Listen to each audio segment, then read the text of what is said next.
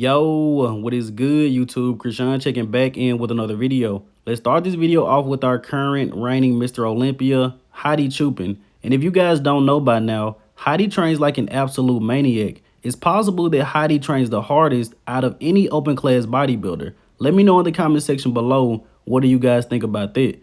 But what does Hadi need to do to retain the Olympia title going into the 2023 Mr. Olympia? I think if Hadi comes into the Olympia on the first day, like how he looks on the second day, then he can definitely shut the door on a lot of guys. The chances of anyone beating 100% on Hadi Choopan, knocking out the Olympia champion, I honestly think that's very slim. As we know, Hadi usually comes in better on the second day than he does on the first day. In 2020, he was 4th at prejudging and he was 2nd at the finals. And even though Hadi Choopan was slightly off at the prejudging at the 2022 Mr. Olympia, he was still one of the most conditioned, if not the most conditioned guy on that stage, which is just a testament to how conditioned this guy really gets. I'm looking forward to seeing what him and Hani Rambod are going to do going into this year's Olympia. A lot of people are counting out Hadi Choopan. He's a weaker Mr. Olympia. He's too short. He won't retain the title. Well, guys, it's already May, so we will find out in just a few months. This season is rolling.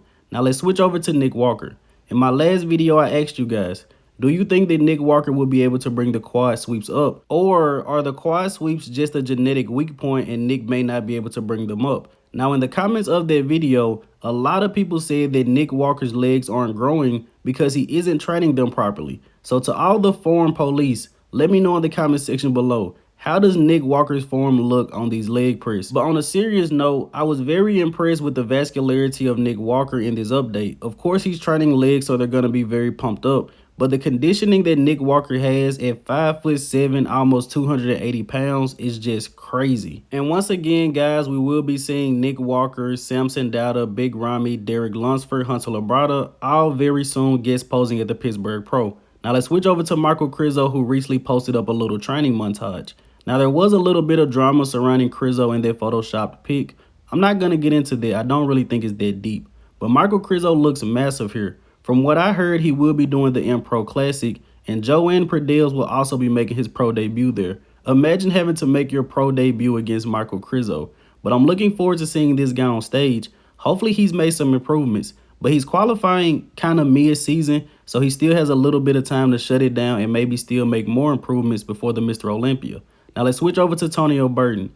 18 days out from the New York Pro, and this guy is looking very, very impressive. 3D, bubbly, conditioned, vascular. Tonio Burton is going to bring his best to this New York Pro, and hopefully to the Cali Pro as well. My only concern, which I expressed in the last video, is Tonio pushing conditioning too hard. Now let's switch over to Blessing Awodibu, who recently posted up an update.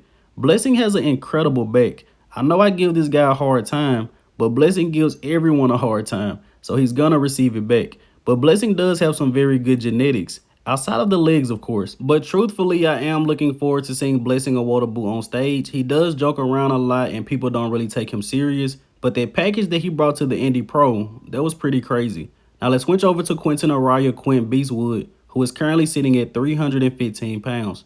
This front double bicep is just crazy, and it still amazes me the amount of separation this guy has in the quads at 300 plus pounds. Do I see a few striations? But Quint still needs to make improvements to the back and his posing. I'm pretty sure he knows that, and this guy's taking this entire year off. Hopefully he's working on posing. Could be a little bit hard at 300 plus pounds, but Quinton has the genetics, the structure, the conditioning. He's also working with Matt Jansen. We just need better posing and a better back. Now let's switch over to James Hollingshead, who recently posted up an update. And we haven't really talked about James much since the Mr. Olympia, but from my understanding, he will be working with Trained by JP this year. And James also announced that he will probably be retiring within the next 2 years. But I actually want to know from you guys, what do you think about James Hollingshead? Do you think this is a guy that can place top 10 at the Mr. Olympia this year?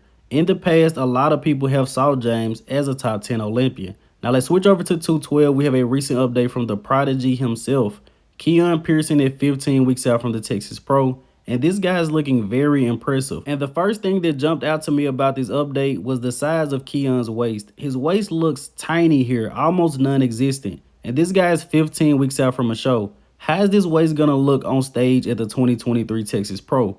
Texas is going to be a great show, guys. 212 and open.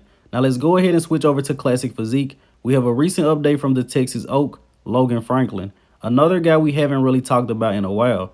Logan qualified for the 2022 Mr. Olympia by winning the Sean Ray Hawaiian Classic. So Logan had an entire year off for the Mr. Olympia, but I believe he passed out either weighing in or before going on stage, so Logan was unable to compete. After that, he also stopped working with Milos, and Logan is coaching himself.